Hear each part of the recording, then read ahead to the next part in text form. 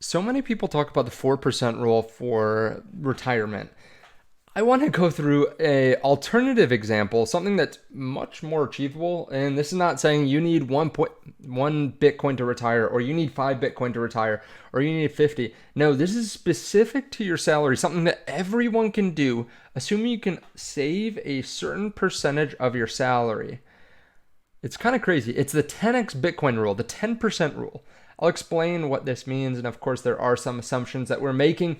So I can't see the future. I don't know exactly where Bitcoin's going to be in 5 or 10 years, in 20 years, or anything like that. This is not clickbait. This is not some hopium or anything like that. There are assumptions we're making here, but this is, I think, very exciting and should get people excited instead of, demoralizing them or making them feel depressed. Instead of depressing them by saying you need 6 Bitcoin to retire. This is something that everyone can do if you're willing to cut back and if you're willing to go put a certain percentage into Bitcoin.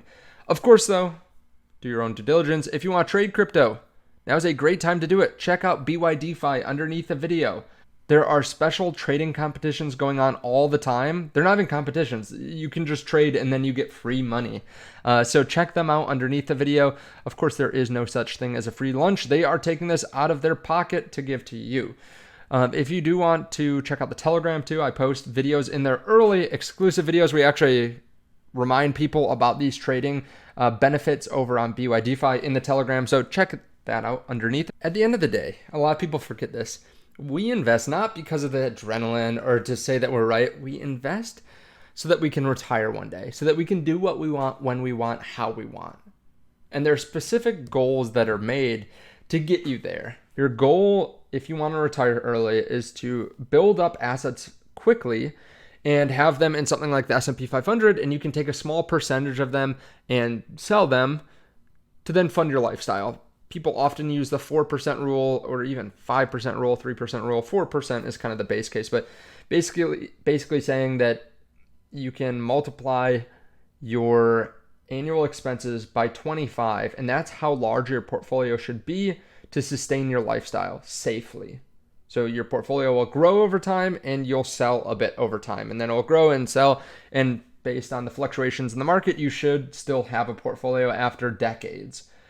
Now that got me thinking, how does this pertain to Bitcoiners, and like what should the goal be for Bitcoiners? Because a lot of the time we'll talk about retiring, and I'll use the 4% rule, but maybe it's not the best thing to use because Bitcoin has performed so well. It's probably going to continue to perform well. So I'm not saying this is as safe as the 4% rule because Bitcoin's fluctuations are much bigger and it's been around for such a short period of time. But I thought it's kind of interesting to think about the 10% rule. The 4% rule is basically half the return that you'll get in VOO. So let's say Bitcoin goes up 20% a year, which is much less than what it's done in the past. It's gone up 50% or so on average over the last 5 or 10 years. So let's just say it does 20%. We'll use the 10% rule just for fun. Again, I'm not saying that you can necessarily do this and that you should put your whole retirement on hold to do this. But this means that if you use the 10% rule, 10x Bitcoin covers your lifestyle. You can basically have Bitcoin grow as much as your expenses are. And you'd actually have some wiggle room in there too, where your portfolio probably will grow. So I thought, okay, this is great because some people get discouraged when I say like, okay, if you want to spend $100,000, you need 2 Bitcoin to retire or 6 Bitcoin, depending on the price of Bitcoin. This is something that everyone can do if they can save a certain percentage of their salary. So let's go through this example. Let's say you start year 1 and you have 0 Bitcoin, right? 0 Bitcoin, and you make $50,000 a year. I'm not saying everyone can save $10,000 because your expenses might be higher than $40,000. Maybe you're spending $45,000, but let's say it's $50,000. And actually this is going to be conservative based on one fact I'll lay out later. But let's say you have $50,000 and you put $10,000 into Bitcoin. Again, not everyone can do that. Not everyone wants to do that. Maybe that's too much for your risk tolerance. But I think a lot of people can probably make another $10,000 if they work like a second job, maybe bartending or driving Uber or something like that. So let's say you get there and you can get $10,000. Again, that's a lot, depending on the country especially. But I'll explain why it doesn't really matter as long as you save 20% of your salary. I'll explain that in a bit. So even if you make $20,000 in another country, you can do this. It will still work out. The numbers still work. Or if you make $500,000, it will still work out. So you save 20% of your salary. Let's say Bitcoin goes up, and we're going to assume it goes up like 20% once you're in retirement. But we'll say it goes up even faster before that. We'll say 30% a year. That's kind of what Michael Saylor is assuming is going to happen over the next 20 years or so. So let's say that happens, 30%.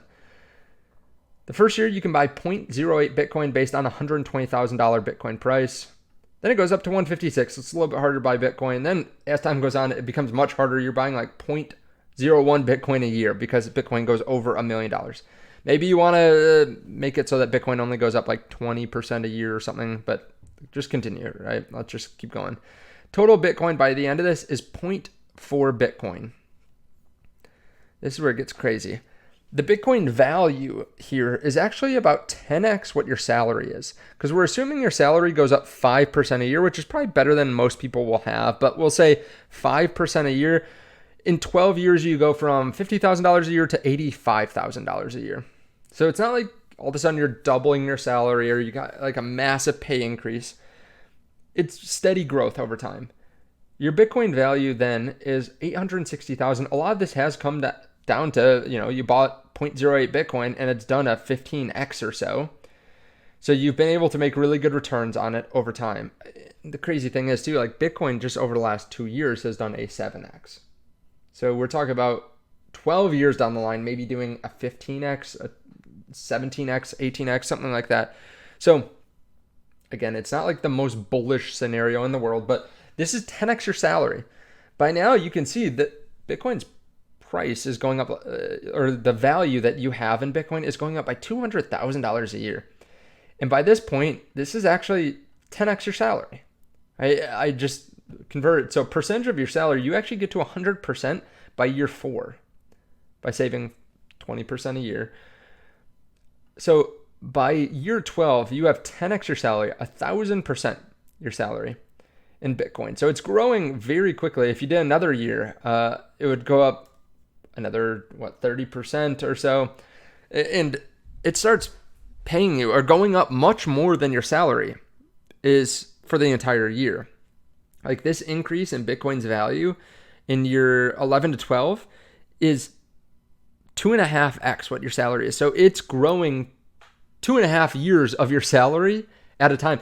And keep in mind too, if your salary is $85,000 and you're investing $20,000 or 20% in Bitcoin, your expenses are only around $68,000. So really, you might pass this in year 10, right? Or so you might pass this 10x multiple in Bitcoin. And this is saving 20% of your salary. Again, not everyone can do that.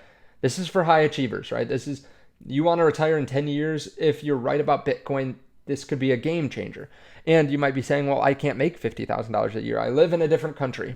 Okay, it doesn't matter, because if you change your salary, that means that it just changes how much you invest into Bitcoin. You still reach this 10x potential because you're still investing 20% into Bitcoin. So yes, you might have less Bitcoin, but also you have less expenses. So this is really cool. And I'm not saying that you should put 100% of your savings into Bitcoin or your investments into Bitcoin. I'm not saying that. But what I am saying is this could be a game changer for a lot of people. And if you're able to continuously stack Bitcoin, no matter the market, if you're able to continuously stack and maybe even stack harder if we see dips, and you're right, let's say you're right and we get a 10, 15x on Bitcoin, you can have life-changing returns, and this could grow to be giving you more money, spitting off more cash flow, or increasing in value faster than your salary. Let me know your thoughts on this underneath the video. Let me know if this is something that you've ever thought of, and let me know if you think this is a good rule of thumb. I would say it's still important to have diversification. So if you have like a 401k at work and you get a 4% match, probably still smart to invest in that. Maybe even before Bitcoin. Just get that match, right? Get the match. It's automatic money. And then from there, you can start investing heavier into Bitcoin. And of course, make sure you pay off consumer debt, all that kind of stuff. This is just giving you an idea of an interesting math example. If you want to see the other interesting math example, how much Bitcoin could go up based on 401k starting to buy Bitcoin, check out my Telegram underneath the video. I really do appreciate it. Again, if you want to trade crypto, check out BYDeFi. Now is the time to trade. I've been saying this since we were in the $30,000 range for Bitcoin. You should think about trading, right? I'm not saying you should trade. Everyone's situation is different. Maybe your risk tolerance isn't there. But if you do want to trade, you can do it somewhat safely too by using low leverage. Of course, there are some free ways of making money as well.